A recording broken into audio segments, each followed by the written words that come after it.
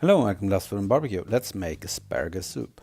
So I've got 1.5 pounds of asparagus, and first off I'm going to remove the hard part in the bottom.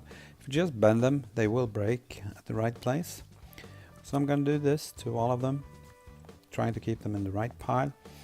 And then I'm going to take the harder bottom parts and just cut them into small chunks, put them in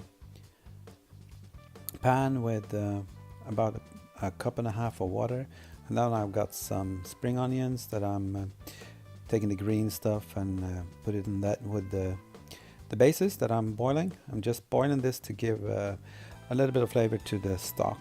I'm not going to use the greens in there. Anyway, cutting everything else up into pieces and then straining the water away from the bottom parts.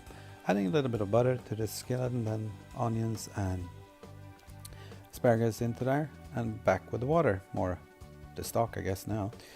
Anyway, 1/5 of a cup or half a deciliter of dry white wine. I'm using a Chardonnay, some pepper, salt, a pint of heavy cream, and I've got 1 vegetable stock cube in there.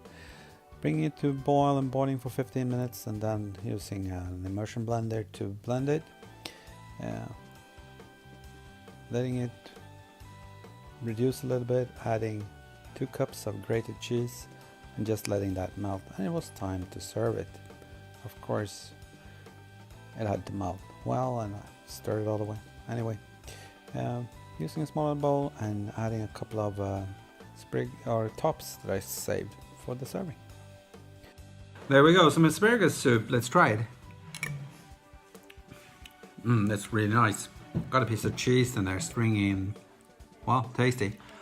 I'm gonna enjoy this. Thank you for watching. Bye.